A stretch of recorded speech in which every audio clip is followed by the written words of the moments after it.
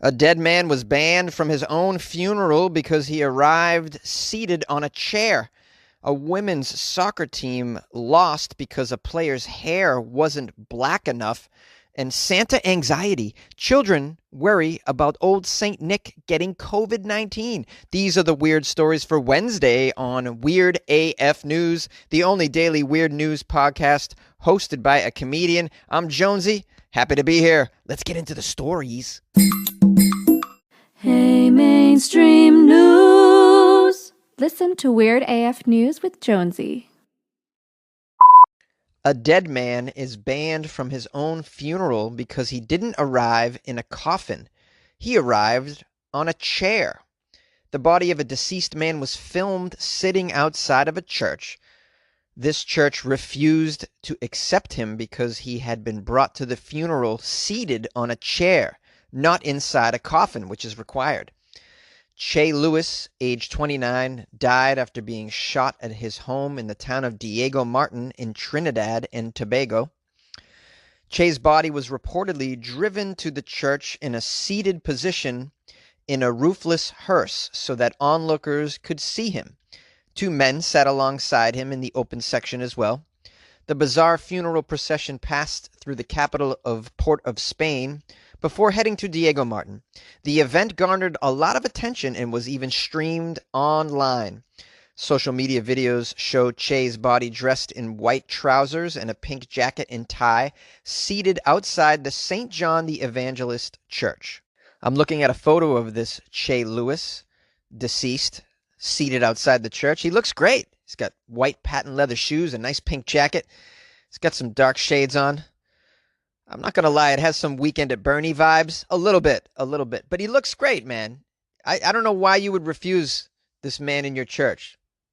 The article says, at first, many people were not even aware that the seated man was actually the deceased, despite the fact that he was cordoned off and sitting next to a large photo of himself and flowers. Some thought he was part of the funeral procession, while others went so far as to berate the corpse for not wearing a face mask during the ongoing coronavirus pandemic. So people that know him came to the funeral, didn't recognize him as being dead in the chair. They're like, dude, put a face mask on. Hello? Why are you ignoring me, sir? Oh, Che, is that you? Oh, man. They interviewed a police officer about the situation. His name's Brent. Brent said that officials were disappointed in the reckless behavior engaged by Denny's Funeral Home, the company that transported Che's body in a chair and delivered him to the outside of the church. Well, that's what happens when you go to a funeral home named Denny's. I mean, what do you... Come on, man. Get serious. Would this funeral home serve you some bacon and pancakes as well? Here's a quote from the police officer. Carrying persons in a dangerous manner is an offense with a penalty, and the police will continue this investigation into the funeral company's misconduct on the road with this deceased one. Well, if you ask me, I blame the church. Just take him in, man. So what? He's not in a coffin. Some people can't afford coffins, okay? It's so expensive to die. Why is that? Have you looked at the prices of coffins? Not everybody can afford that shit, all right? Thousands of dollars for a stupid box. No, I don't need to be in a box. Put me in a lawn chair and deliver me to the church. Put a drink in my hand with a little umbrella. Put shades on me. Make it look like I'm by the pool. I don't care. Really, it's just so silly. This whole rigmarole of the burial and the coffin and it's so sad and morbid. It's like, why can't we just celebrate people's lives during a time like this? Why does it got to be so strict and morbid? So what? It's a chair. Yeah. Put them in a go-kart. Push them around. Like, have a good time. I really wish we could do away with the whole wake and funeral business the way we do it now. You put the person in a box. You put the box in a building. We all line up and cry and walk slowly towards the box. I mean, it's just awful, really. I have yet to see a funeral or a wake of any sort that celebrates the life of the person, like, in a happy way. It's always just so negative.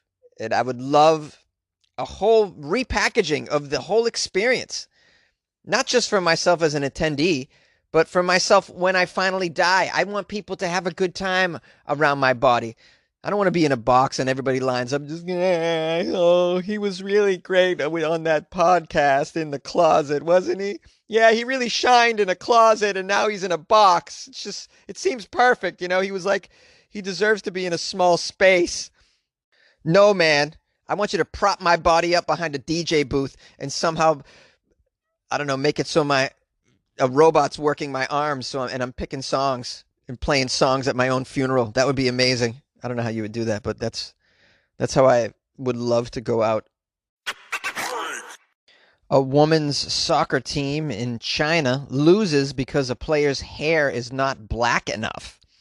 A woman's football team, aka soccer team, from Fuzhou University was adjudged to have lost a recent game after one of its players' hair was found to be not black enough, sparking a heated discussion online. Before a college women's soccer game match, multiple players from Fuzhou University and Jimai University teams were rejected from the match for violating a rule. The rule requires that all players not dye or curl their hair. The coaching staff from both sides purchased black hair cream from nearby hair salons to meet the urgent need. I guess because some of their players had a different color hair. Finally, gathering 7 players each who all had black-colored hair, they competed in the match. However, one of the players from Fuzhou University was still ordered to leave the game because it was reported that her hair was not black enough. The referee decided that Fuzhou University would forfeit the match because they didn't have enough players to make up a full squad. A staff member says, one of the rules regulates that hair dye is not allowed among players. In practice, simple or partial dyeing is acceptable, but weird colors are not allowed. Many netizens questioned the rationality of this rule, saying it didn't make sense to focus on such trivial things. Here's a quote. Even if players have tattoos covering their whole body, it doesn't affect the football match anyway, let alone players' hair. Why are we wasting time on such unimportant things instead of improving the players' skills and gameplay? Many outstanding athletes have distinct personalities in terms of hairstyles, clothing, or even movements. That's why we go crazy for sports. That's why we go crazy for winners. Others, however, still shared their agreement with the rule. If you are competent enough, then show your personality with a good play instead of showing off with tattoos or various colored hair on the field. Well, some people are offended by tattoos and hair dye. Still, well, this is China. Man, they really want their citizens to toe the line. Ugh, it's so boring and just constrictive. Can you imagine being over there, how constricting life must be? I'm really grateful when I think about stories like this that I was born in the United States, where if I want to have a tattoo on the bridge of my nose that says cheeseburger, then I can, and no one can tell me otherwise. If I want to color my hair whatever the hell I want and then go play wiffle ball, no problem. No one's going to tell me I cannot. I mean, it's moments like this where you really got to appreciate some of the freedoms that we have in places like the U.S. and Canada and Europe. We don't have to deal with this stuff. This person's right, though, the quote in here. It doesn't matter what color your hair is. If you're a kick-ass soccer player, does it matter? No. Would you not take a kick-ass soccer player that had a small tattoo on the hand? Would you not? Yes, you would. Do you guys want to win over there, China? Hello? Do you give a shit about sports? This is why you suck at sports over there. You're concentrating on other stuff. I don't even know if they suck at sports. I think they do, though, right? We always kick their ass in the Olympics, I think. Although there's a few things they're probably good at, like ice skating, I'd imagine. But, like, women's soccer, like, the U.S. is just tremendous, all right? Nobody's touching us, okay? So my advice is, other countries, stop concentrating on your female soccer players' looks and make their skills competent, make their play competent. Like the things that count in sports. You like podcasts? You're listening to my podcast. Maybe you thought to yourself, I'd like to make a podcast. Too difficult. No, not with Anchor. Anchor has free creation tools that allow you to record and edit your podcast from your phone or your computer. Anchor distributes your podcast to Apple, Spotify, Stitcher, and more. They have advertising integration, so you can even make a little money off your podcast. Everything you need to make a podcast in one place. Download the free Anchor app or go to anchor.fm to get started. And good luck with your podcast. Good luck with your creation. Good luck with your life, man. Yay! Santa anxiety as children worry about old Saint Nick getting COVID-19. Up on the housetop, click, click, click. Old Santa is sick, sick, sick. Sorry, that was terrible. The article says, while it may be difficult for children to understand the changes to the holiday traditions this year. Yes, we've had some. You guys remember Thanksgiving, right? Anybody spend it with one other person at a Mexican restaurant buffet? Just me? Okay, cool.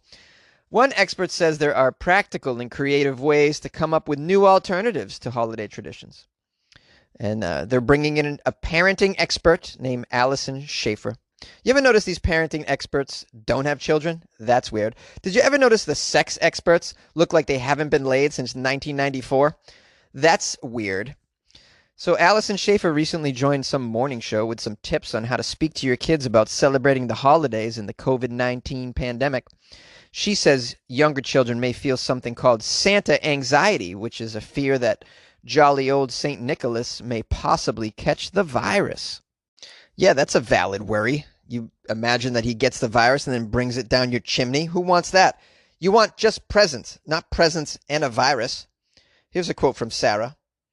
Some of the kids are very worried that Santa's going to be in all these houses in the same night and then coming into theirs, and maybe he's bringing the virus from house to house like a virus-carrying old St. Nick jolly fellow, like a jolly virus-carrying guy fellow. That was not exactly the quote. I took some liberties with it.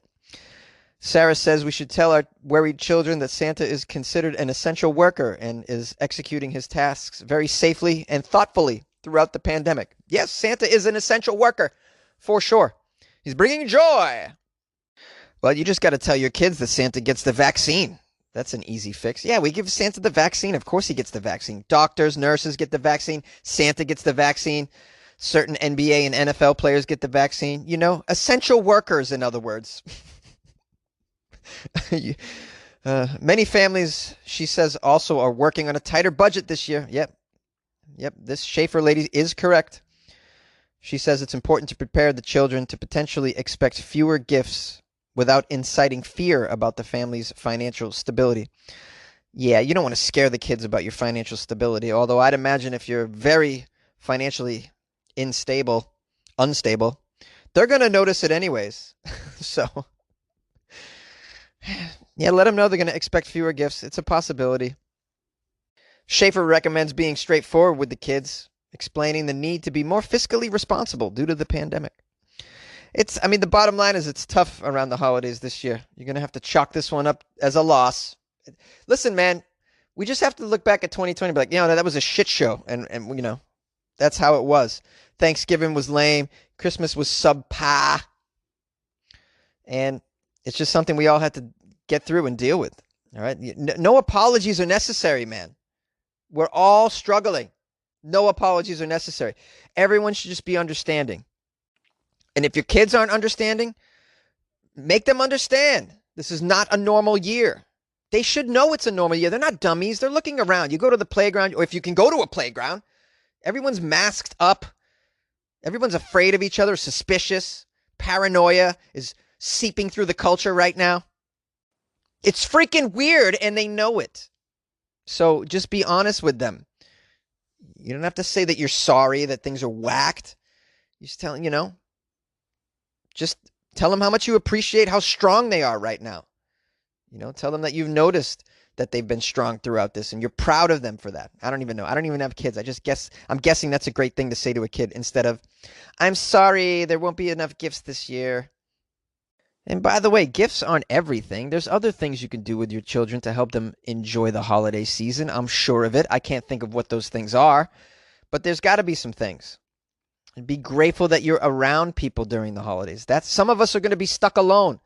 I might be alone during Christmas. You know what I'm saying? So just be thankful that you're together. Let your children know the state of the world, that some people are alone this Christmas. Be grateful that you're around others. You're with a family. You're with people that love you. That kind of shit. I'm not a parent. I'm just giving some advice that I think a parent would say, I suppose. Well, if you are a parent, call the show. Tell me Tell me, give us advice. 646-450-2012. What do you do about a COVID Santa? What do you do about a COVID Christmas? COVID Christmas. Boy, someone's going to write a song titled that. You know it. Have a holly COVID Christmas. It's the worst Christmas I've ever seen. Don't go near the friends you see unless you've had a vaccine. Well, my little children, my weirdos, thanks for listening to another episode of Weird AF News. What would I do without your ears? I don't know what I would do. I'm grateful for them. I really am. Thanks for bringing them to the table every episode. Got over 900 episodes. Closing in on 1,000, I guess, eventually. We'll have to throw a party at 1,000 episodes. What should we do? You guys want to fly to LA and see me? We'll socially distance in a field. Sounds like fun, Jonesy. We're there. Okay, cool. We'll drink coffee in a field, socially distanced. I'll just wave to y'all from afar. Yeah, I want to thank everybody who reached out to me, who sent me articles. You know who you are. I'm very grateful. Grateful for those of you who called the show. I'm grateful for those of you who have joined the Patreon this month. There's been a bunch of you. Keep it going. And shout out to Michael once again, who's still keeping the contest going. The Patreon challenge, the Patreon holiday challenge, where he will meet the Patreons that join for the rest of the week, either at the $2 or $5 level. He will match that, which is pretty cool. With money like that, Jonesy could, get a bigger closet. You know what I'm saying? Stupid. Oh, I got the dumbest jokes. I'm glad you put up with me. Your patience is amazing. A little patience. Yeah. I've been walking the streets at night. Anyways, I'm in a silly mood per usual. What else should I say? Oh, you want to follow me on places? I guess some people didn't know I was on Facebook. Well, I am. Facebook.com/Comedian Jonesy. Or Facebook.com/WeirdAFNews. That's right, guys. I got all my T's dotted and my lowercase J's crossed. You know what I'm saying? Got all my ducks in a line. I also got a Twitter. Woo boy. @FunnyJones. Oh, I got an Instagram. @FunnyJones. Yep, I got an Instagram and a Twitter because I'm rich, bitch. Follow me if you're bored. If you want to call the show, you got the number. Oh, you don't? I'll give it to you again. Slowly. 646-450-2012. Oh, yeah. It's the late night R&B DJ voice. Yeah, you want to call in and request? Ooh, I got Sasha from New Orleans calling. She would like to hear some Teddy P. Oh, yeah. Turn off the lights. How about that? Light a candle. You got it, Sasha. Coming to you. Late night R&B DJ. Okay, clearly I'm insane. And I need to go now.